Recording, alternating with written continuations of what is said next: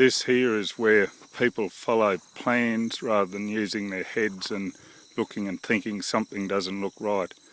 All the pipelines on Echo Hills are meant to be right next to the fence.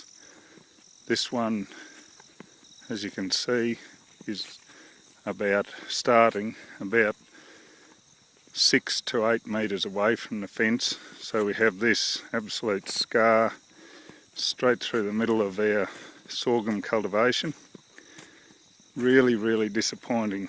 This is after 2.5 years of negotiations, discussions, having a basic premise that infrastructure is as close as possible to existing agricultural infrastructure.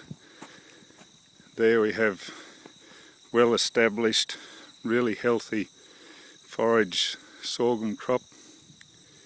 Here we have the absolute scorched earth that I didn't quite expect. I had thought on flat ground there'd just be a very light grade, it'd be slashed and maybe a skim grade. To me this is an ideal opportunity for minimum disturbance pipeline, but what do we have? A monstrosity like this, just so disappointing.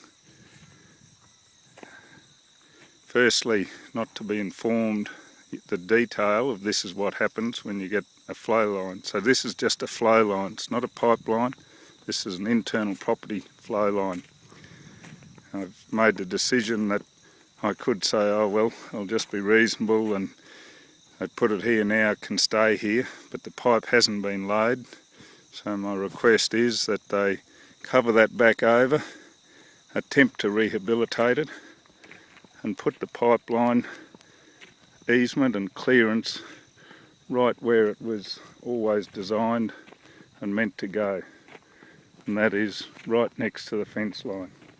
Just can't stress how disappointing this is, and after all the work we've gone into, discussions we've had, and someone's followed a plan because someone stuck a peg in the ground and thought they'd grow a bloody pipeline.